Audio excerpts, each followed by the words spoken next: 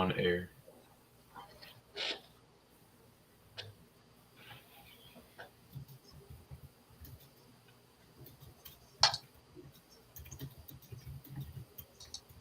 There we go.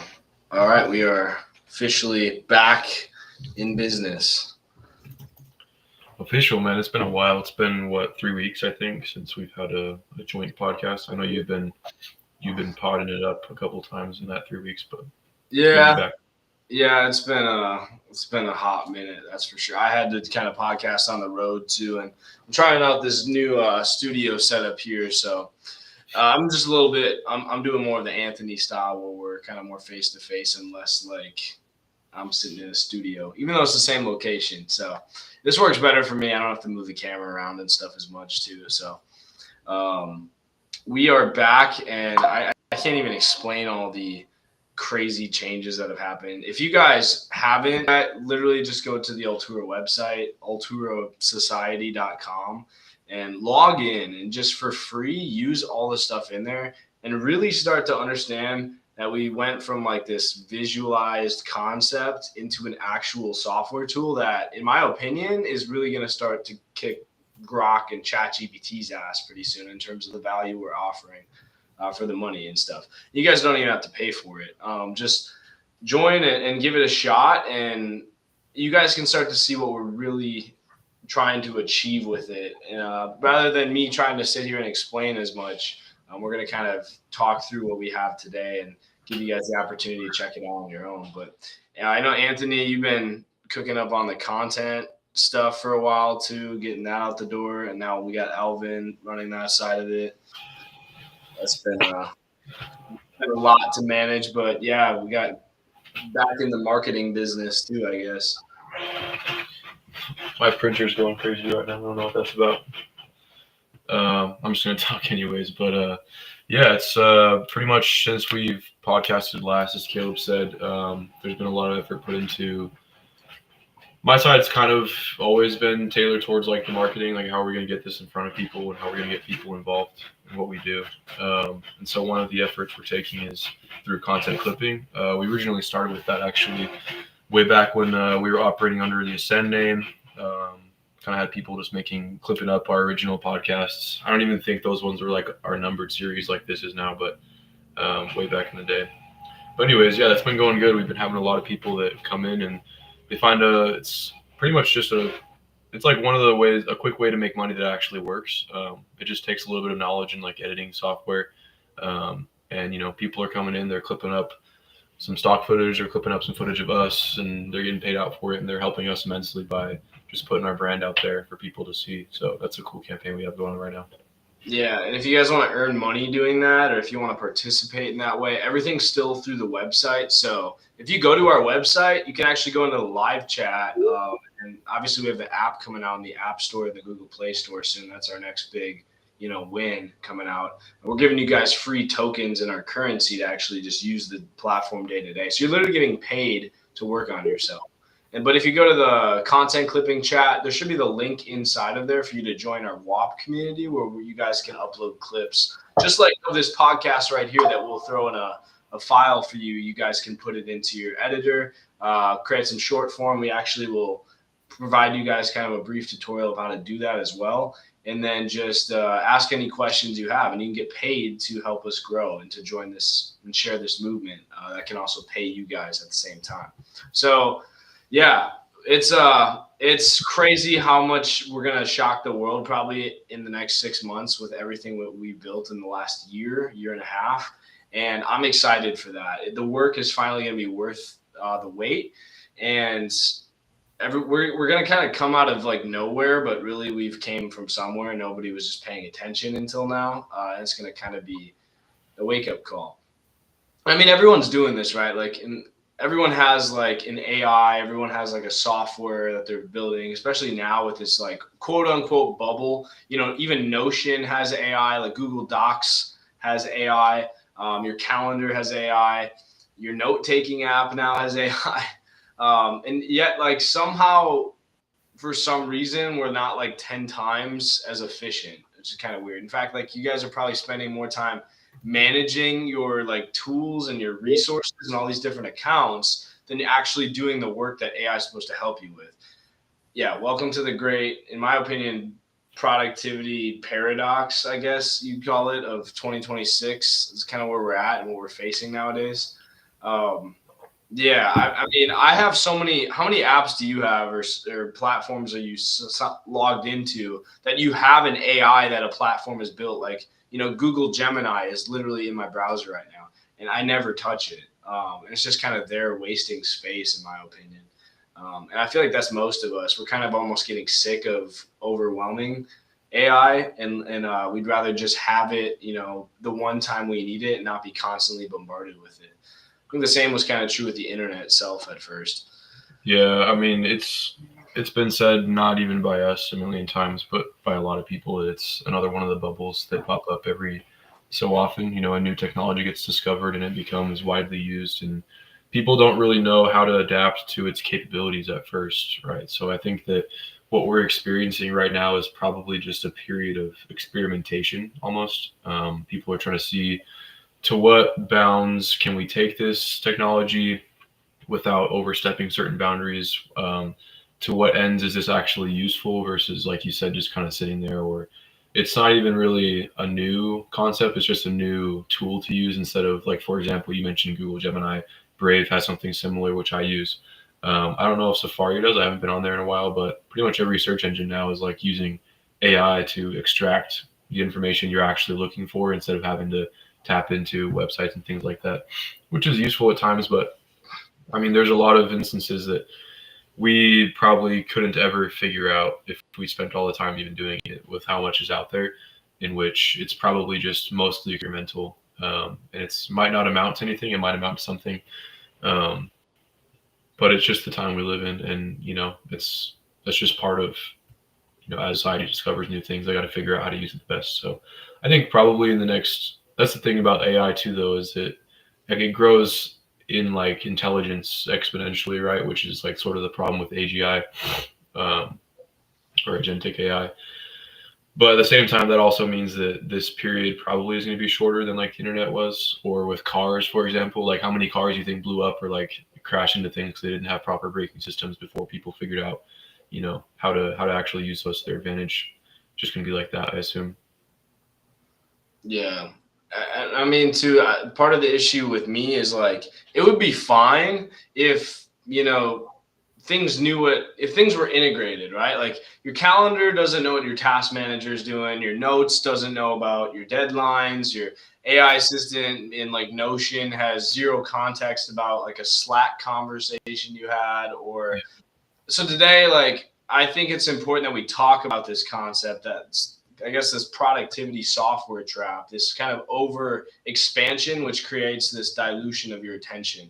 Why the tools that were designed to help you and make you more productive are actually fragmenting your focus, and are actually probably a big reason why you're so distracted and your bank account is running dry before you can get off the ground.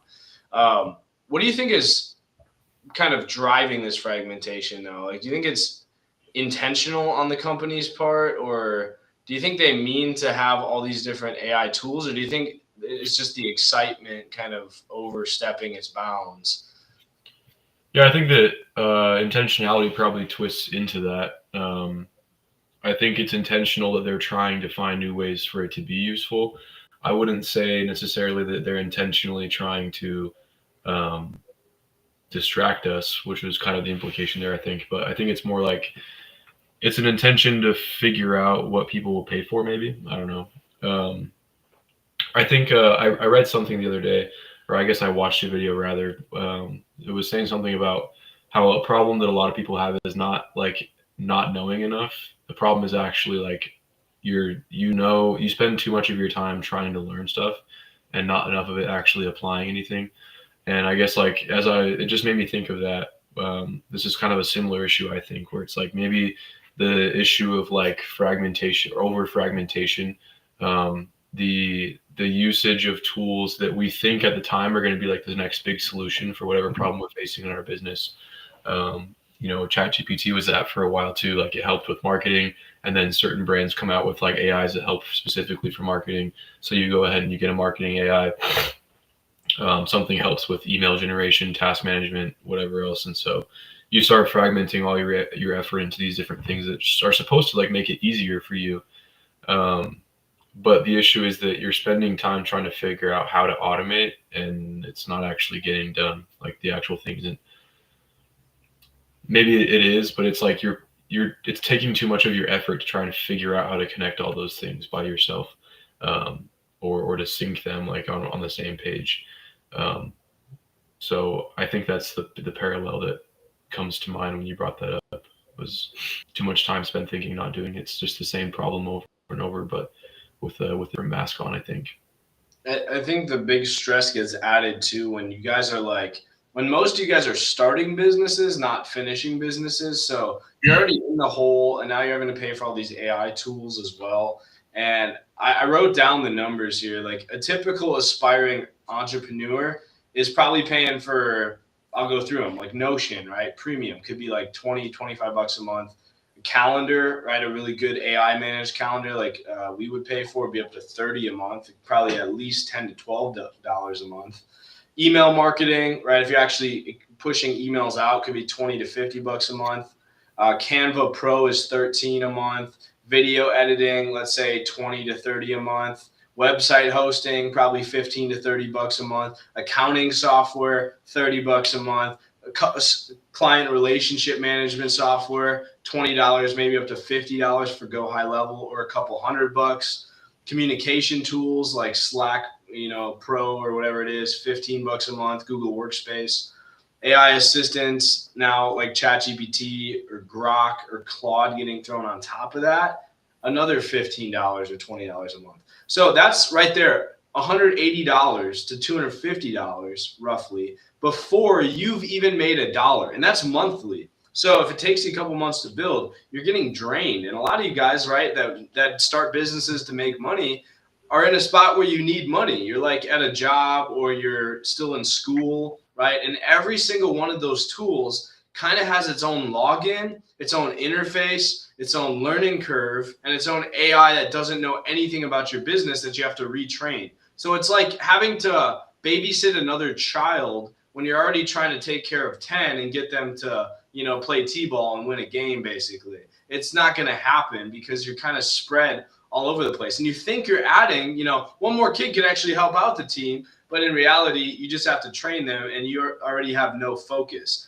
You're optimizing right now for your potential, right? Your productivity and your power behind your company, but it's not performing because you can't actually give each one the amount of value to get the $20 to $30 a month worth of value that you're paying for. So I actually, there's research from the University of California, Irvine, that found that it takes an average of 23 minutes and 15 seconds to fully regain your focus after switching tasks, like to get back into a state of like productivity or flow. So basically half an hour almost between switching between two things to get from flow to flow. It's not just task switching though, it's actually app switching. So like when you're building a business, you're not switching from like writing a blog post to like checking your email. That's not what I'm talking about. You're switching from Notion to Gmail to Slack, which are all different like environments or ecosystems that you have to like transition into and remember how they all work and stuff, which dilutes your attention. And it could be also your project manager or your calendar. All these things get thrown into the mix and they all have their own notifications. They have their own AI chats. They have their own messages you have to check.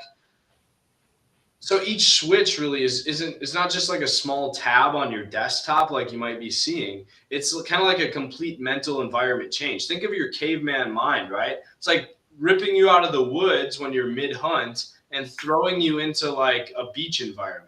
And then taking you out of there and throwing you into like, the Arctic. And you're like, what's going on? I can't really get accustomed to my environment, let alone go after the same kill I was, chasing. So that's kind of why it doesn't work for you guys. And here's why, again, I think it even makes it more frustrating. When you work at like let's say a Fortune 500 company, you have what they call like this integrated enterprise stack. You hear that term a lot, right? Enterprise software tools. Salesforce, right? It's a big client relationship management tool, CRM.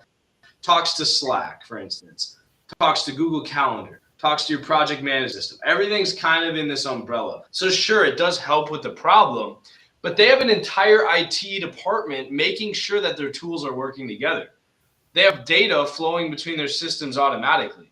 But the solo guy, like Anthony or me, starting out our hustles, you guys are like duct taping Zapier automations together at like 2 a.m. while trying to make your Notion database update when you get a new email. Like, it's just not the level of skill that you have. And you're overstepping watching YouTube videos, wasting your time doing shit that's honestly not important instead of going out and making sales happen.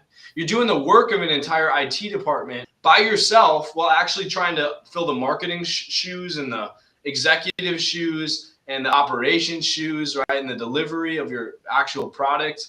So no wonder you guys are failing. And not only that, but putting yourself in financial debt and getting stressed. Do you think that most entrepreneurs that are listening right now or will listen to this probably even know how much they're spending on their tools, until they add it up? What do you think the percentage are of people watching that probably even know roughly what that value is? Off the top of their head, close to none. I know I don't even pay for that many. Yeah, and I probably have like 20 different ones. I actually do know. Gonna flex here because I actually just pulled up Rocket Money today. Not sponsored, would love to be sponsored. And put up all my bank accounts and kind of got an idea. The reason I did it is because, right, New Year started. I had to go through my deductions and figure out what my tax write-offs were and kind of clean up 2025 moving into 2026. So I looked at all my recent transactions, categorized them, and then kind of went over my budget and stuff. But that's very few people, right? And obviously I had a specific reason to be doing it.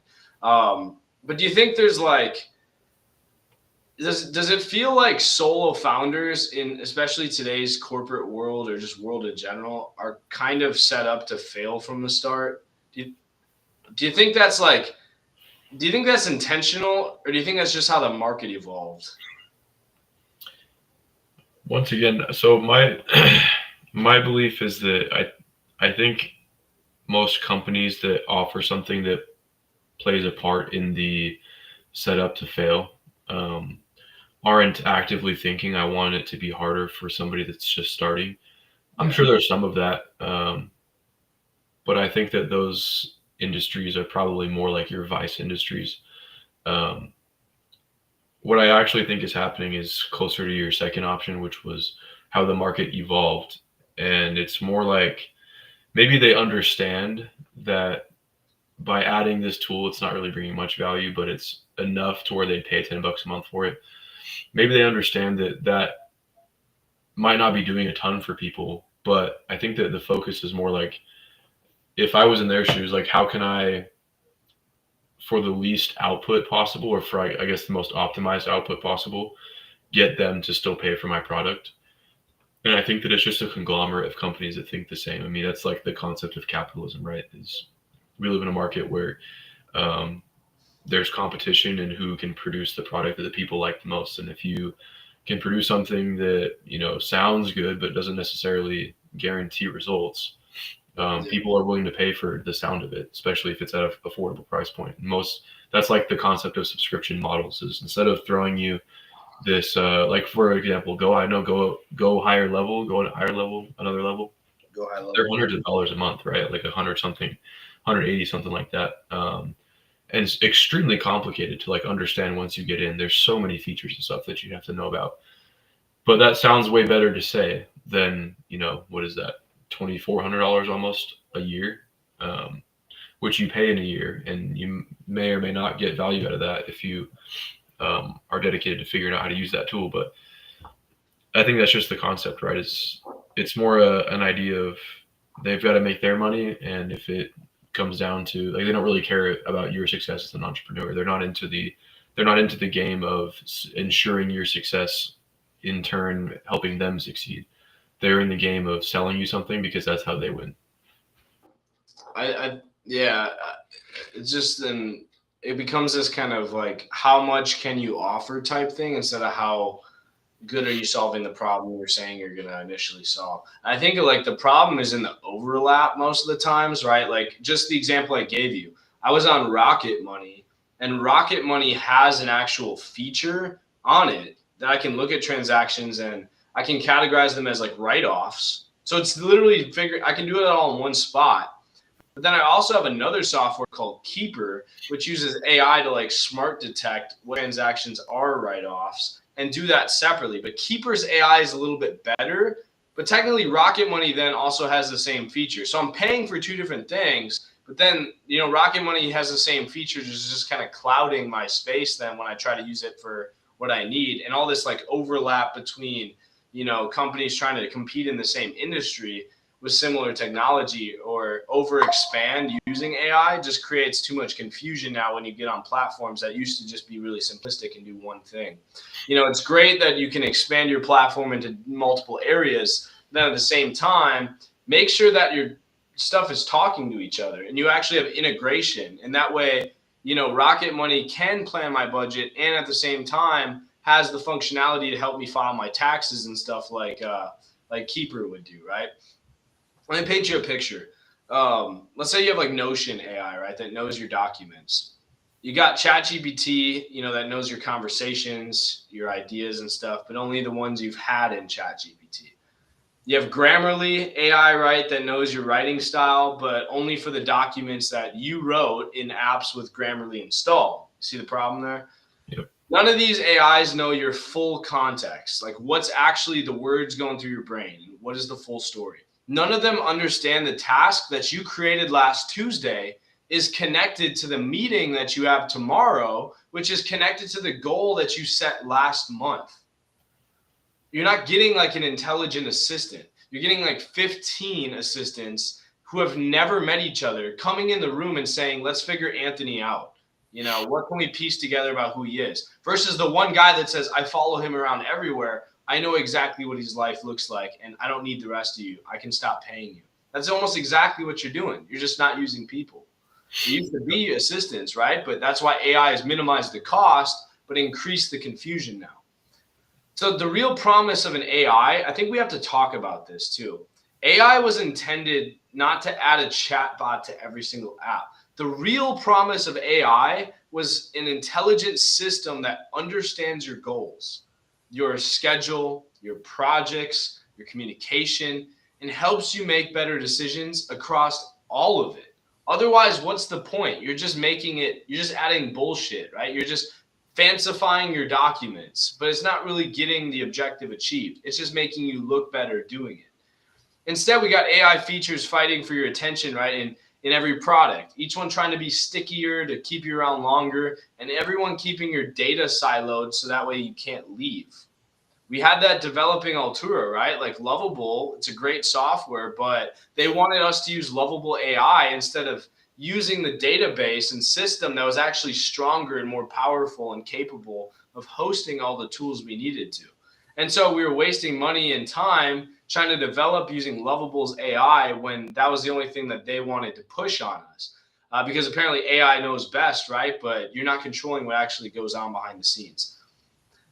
So where are we at then with this? Like, what's the way out? What do you think is? Do you think these companies are ever going to integrate, or is this like the data silo too valuable to give up your information and let you leave? We've already seen a couple. The really only options are like mergers and acquisitions, where two companies that say offer a great product individually, but together could probably accomplish more for an entrepreneur. Like Hulu and Disney Plus. Yeah, something like that. Or I guess Warner Brothers bought Netflix. Is that what Netflix? Netflix bought Warner Brothers. Yeah, so it's always an effort of like trying to produce more together than they could have otherwise separately. Or somebody just needs to. I'm kind of giving you a layup here, but somebody just needs to develop one that does all those same things, but is in one consolidated spot and is easier to understand for the aspiring entrepreneur. And then obviously you get the problem too on the other side of saying, well, if I put all my ducks in one basket, or eggs in one basket, ducks in a row, right? It's confusing terms. If I put all my eggs in one basket, what if I get hacked? What if the company I'm giving my information to is using that against me? What if they're selling my data out?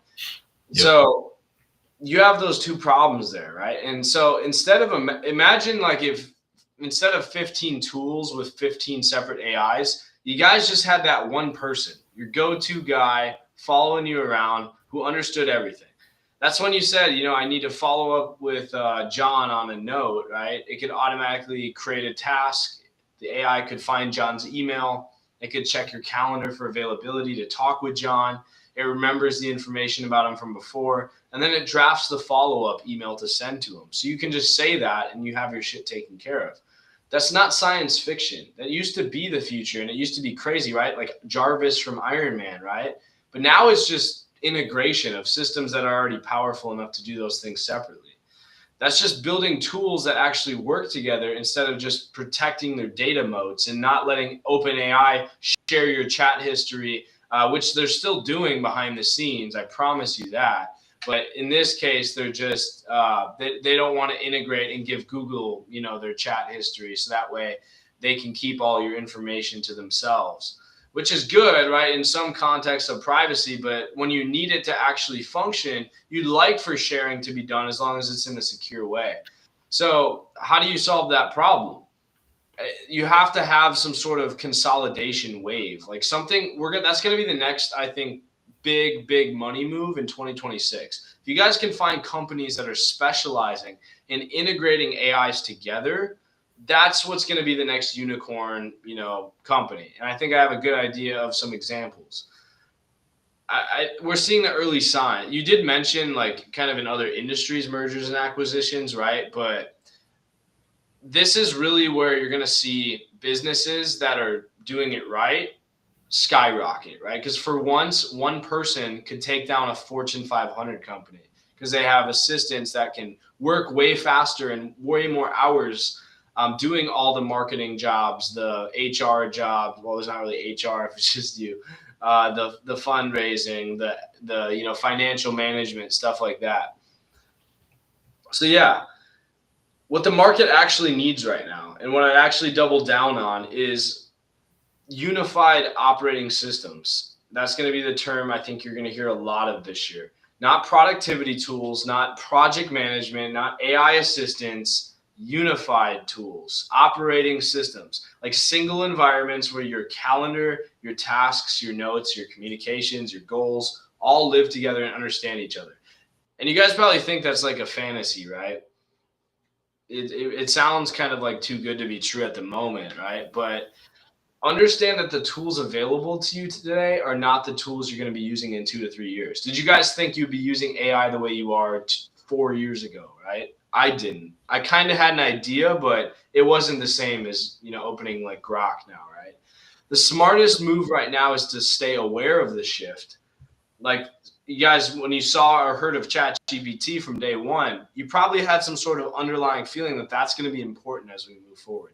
That's all I'm asking you to do here. Be aware of the shift and then be ready to adopt systems, ideally earlier than anyone else, that consolidate your work instead of fragmenting it further. That's how you get what we call, business degree wise, a competitive advantage in a market. That gives you a leg up, and that's what you need to do.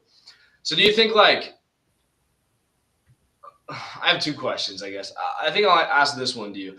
For someone that's like just starting out, what would you tell them to kind of do right now about their like tool stack while they're waiting for this big shift and waiting for this breakthrough? What do you think they should start doing about all these subscriptions and tools that they have? I would say spend some time decluttering first. I mean, a lot of things that we are paying to automate or paying to have access to. Like even personally, for example, I paid for ChatGPT Premium for a long time. Ended up canceling it, and I don't even pay for Grok anymore. But I feel like its basic model does pretty much the same thing I was getting with the Pro ChatGPT. So just do yourself a favor and like stop.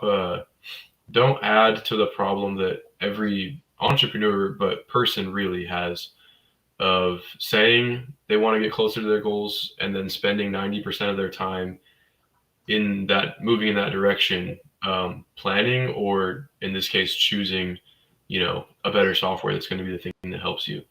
Yeah. Spend your time actually doing, like, and if it takes you longer, like, okay, like, oh well, man, you know what I mean? Like, it's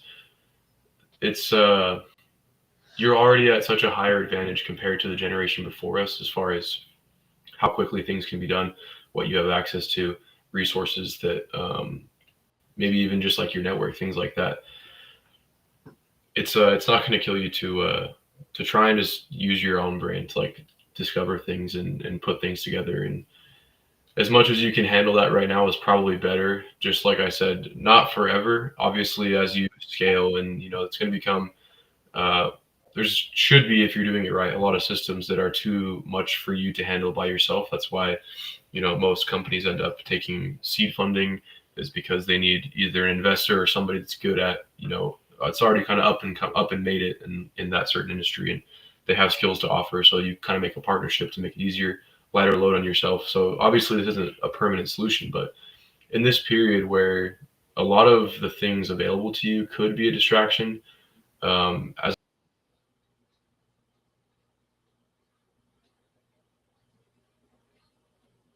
it's probably best for you to kind of use your discernment internally. How could I maybe combine uses out of this one certain thing? Or how could I just do it myself if I really had to? And that's probably that's kind of counterintuitive to think like spending the extra time to do it yourself instead of automating it being more productive. But if you're spending all your time trying to figure out how to use a new tool like every week and researching them and finding them, then that's automatically time you otherwise could have spent just doing the thing, if that makes sense. Yeah, when you're starting out, it's literally just like it's a zero sum formula. You got like 5 hours, and you got to Yep. maximize it. Yep. So that would be my advice, just based on my experience personally. I tend to do tomorrow what I could have done today, and so I spend a lot of time like thinking that the tool itself is going to be what like bridges that gap for me. But if I just spent time today doing what I can do today instead of trying to figure that out, then I'd save time. Of course, obviously not permanently, but for the time being, when your resources are limited anyways, you're a new entrepreneur. Um, it's probably for the best. Yeah, great point. So, I mean, yeah, it's maximizing the one resource that we all can't control, which is really, I mean, we can control it, we just can't expand it, and that's our time, especially our available time. It's the most valuable resource anybody has. And if you can't clear your focus, then any time that you're working, you're really just wasting. And so you have to have clear work time, right? And the time that you're actually locked in, if there's any distraction, or if you get spread too thin trying to understand how something works because there's 20 AI tools added to it now, that's going to seriously impact you when you're trying to get off the ground. It's actually more of a problem and a nuisance, as I think we've covered now. But you got to deal with it. That's just the reality. This isn't, again, a topic that we just chose because it's interesting. This is literally, something that I've been impacted by. Anthony has brought up examples here too.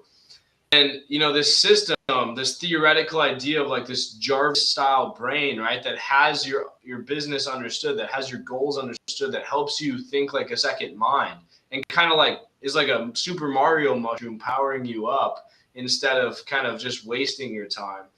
That's real. And it's quite literally what we've been building. So that's why I can confidently speak of what is to come in this space. Altura and the platform I talked about is that. And rather than explain every single little thing, I invite you to check it out yourself. It's the answer. It's a unified business operating system for entrepreneurs that puts your AI, puts your calendar, your tasks, your notes, your goals all in one place. And we've built our own system. And it's hosted by an AI, Nova, that actually understands your full context. So unlike having 15 AIs, right, the 15 people around the board table in the room trying to figure Anthony out, piecing together little tidbits of information, Nova understands everything you're working on. It knows your tasks, it knows your schedule, it knows your notes. When you tell Nova something, it has the context to actually help you. Even better yet, you can tie in your existing systems. So you can integrate your Gmail. You can log in with your Microsoft Outlook calendar. You can sign in with Notion, right? All of these different major subscriptions you have, Nova can access them and then not only figure out what's going on and get context without you having to. How many times, Anthony, have you had to screenshot some shit and then put it into AI just so it has the context of what you're talking about? You don't have to do that. Pretty much anytime I'm developing on Lovable, all the time in chat. Yeah, because it's just not worth your energy to have to type out or talk through every single little thing. You just be like, here's what I'm trying to do. But in this case, no more of that. We're one step ahead now. It can access your Gmail in a secure way and then see, oh, you got this email from John. I'm going to schedule 15 minutes to get on a call with him to really talk through the next steps for him since he is your client. And then you can say, you know, that's a good idea. Let's throw it on. Or you can say, no, I don't want to do that. And you know, it gives you another executive assistant that's following you around without you having to pay thousands of dollars for an actual person. We're not trying to replace every single tool overnight. I don't want to be Google Drive. I don't want to be Gmail, but we've built our own version of that is 100% secure. Unlike, you know, ChatGPT, which you don't know what they do with your data behind the scenes. You own your data. Everything is locked, it's encrypted inside of our vault, and you guys can export your data with a click inside of your settings. We're adding that feature for you guys so you can see, you know, what we're collecting and what is truly yours. And you can delete your data if you want as well. Everything for once this is a safe space where you don't have to worry about who the CEO of the company is, what his connections are to other groups of people, what are these insider trades that are going on, who is trying to manipulate me with my information. All of these things that I care about as a consumer. I know you do too, Anthony, but we just want to do things a better way, a way that we can actually feel like we're productive, we don't have the clutter, and we're safe. And if we can achieve those three things, I think any one of you guys would have a huge reason to sign up. And that's all, you know, going to be released on our app very, very soon. But the computer side, right, we're developing better and better stuff every single day with it. So that's my ask, right? If this resonated with you, if you want freedom from systems that capture data and put you in a can and develop a profile card on you on how to exploit you with your data, if you're tired of losing your focus with 15 subscriptions in a juggle, if you want to see what a unified approach, a Jarvis Iron Man style centralized command ecosystem looks like, then just check out what we're building. You don't have to link all your Google accounts and stuff and pay for it. You can use our infrastructure. You can use the Altura Notes stuff. You can use the Altura Nova chat, I guess. You can use our live chat and meet other people using the same tools and network with them. And all your stuff is secure. But if you want to expand, the option is there. And we're building for people like you. Regardless, at the end of the day, if Altura is right or wrong for you, I just hope that what we've talked about here is at least open your eyes to this trap. You guys probably couldn't put words on it. I don't even think Anthony could or I could before. But now we know kind of how to categorize this problem. We've all been aware that we've been losing focus. We just didn't know it was because of our kind of our over expansion of attention. And again, how many other things too? I'm going to add with one more, I guess, question, you know, before the final push. How many other things in your life now compared to 10 years ago are already pulling that attention away one last time? Countless, dude. Compared to 10 years ago, I mean, heck, I was, 14, 13, something like that. Was it? We didn't have Instagram Reels or TikTok 10 years ago. Yeah, I know. That's the worst stuff is social media too, man. That's like the quickest killer of your time if you're trying to, you know, build something great, memorable, and worth your time and money is social media, dude. But I mean, it's this, like I said, this problem has persisted since like people were trying to be productive, which is always, it's like in our nature, right? For most people, at least. It's just AI, of course, like as a new technology, is just wrapping it in this new face, right? It's the same problem, which is you can't spend more time researching or thinking than you do actually doing. And unfortunately, like AI being the bubble we're in is providing a lot of opportunity for that to happen just in different means. So, but yeah, like Caleb said, I mean, we obviously saw that problem early on, which is why we've developed what we've developed.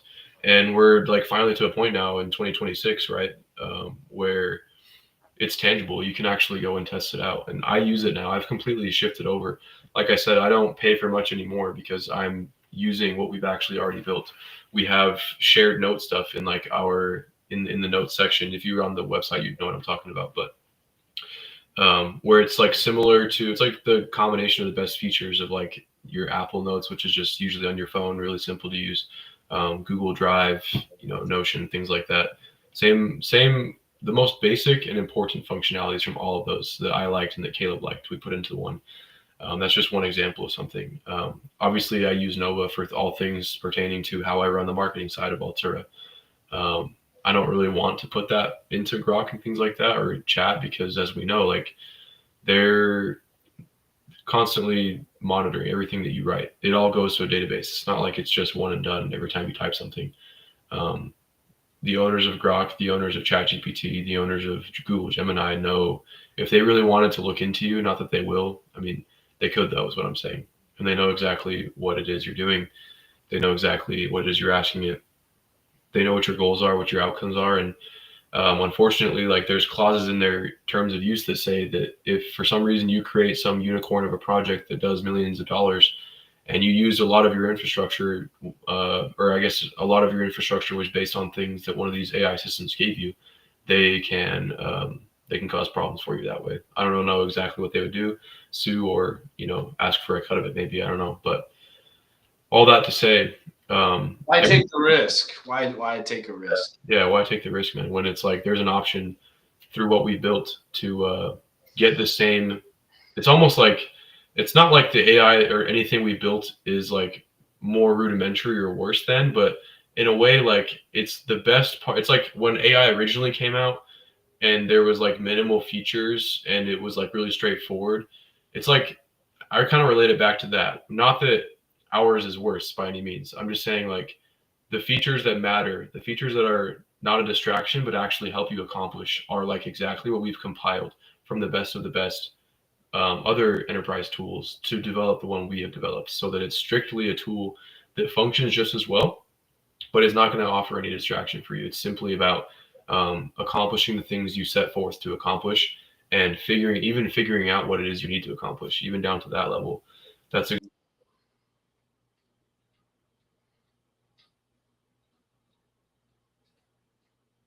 yes, you're probably like us, and we're the ones developing. That's my 2 cents on that. It's why take the risk, as Caleb said, and I mean it costs you nothing to come check it out. Like we for sure want as much feedback as we can possibly get, and at this stage too, like you be joining like at this early stage in development for us is like you'd be joining a movement early on or a team early on that ends up being something that people wish they would have gotten into early on like you did, but it'll be too late for them. And so it's a good opportunity to, like, I guess what I'm trying to say is the possibilities are endless for how you and Caleb and I and the team could interact and come together to build something better out of what we built and better out of what you're building.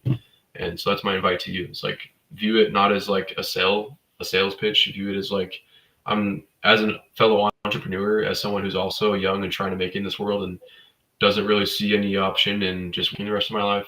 I'm just inviting.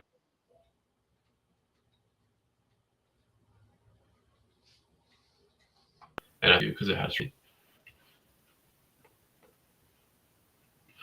Yeah. I think to me it's more of a thing like, what is, like, I wouldn't be sitting here talking on a podcast if these problems were important to me. And I care about who has access to my information. Information is the only thing that can really make or break somebody. If you want evidence of that, look how many politicians or celebrities or whatever seem to have like dirt on them and are, held accountable at that. It seems like there's always something more going on behind the scenes. So why ever give someone information or, let something loose or not be smart with the way you're doing your planning and your focused work, especially the most impactful work on your business you'll ever have, if it's not in a spot that you feel like you're actually comfortable. Not only that, but a spot that can actually help you and not spread you thin. Altura, is the end of the day, isn't just an AI tool. That's like our main function. It's our main value driver. But we're a community too. Like we have a live chat. We have a cryptocurrency, because I believe that the community can actually drive its own value with, giving you guys funding for your companies, You guys could use it to fund your access to the platform, so you don't even have to pay monthly if you buy it early and you're just holding on to the token. You can use it to go to our live events. We're going to have like a TED Talk style conference thing. We're going to release an academy of videos similar to that. We're going to give out merchandise. There's going to be a bunch of things. This is a movement of people that are tired of being kind of subject to a few corporations telling you guys what you have to do with your data, what they're going to collect on you, that you don't have a choice. You can't control what Meta is going to collect on you but most of you still want to use Instagram, right? And finally, for once, having a say in what the vision and future looks like of that. You guys get to use your tokens and your memberships to actually vote on key decisions for our platform. And I listen to that, and we'll implement that and those changes for you guys. Everything is transparent and you own everything. For once, it's not a trap, it's freedom. And if I die on one hill, that's going to be it. Because once you guys see the trap and once you see the system and the problems with it, you can't unsee it. And that's really the first step to doing something free and building differently. So with that said, thank you guys for tuning into the Ascended Podcast, as always. If you got any value from this, please share it with another entrepreneur who needs to hear it. We're going to upload this video into our drive for our content clippers to clip. So if you guys want to go to the Altura Society website, I'm going to actually pull up the graphic right now on screen. You guys can see the website down below. It's in the corner down here. So just go there and go to our live chat, look for the content clipping chat, and it'll take you right into our private community for that. Otherwise, get a membership, start using Nova, connect your softwares, and start escaping the system you're finally tired of being subject to. We'll see you next time. And as always, I'm rooting for you. Anthony? That's all I got to. Well said. Appreciate you guys hopping on here to, even if it's the recording later in the time, just to support us. It means a lot to start building that network, even if it's not even on the platform, but just by, having people that consistently watch it as we do. Invite you to take that next step and join us, man. Hop on the platform. It's free. That's all I got. Y'all take care.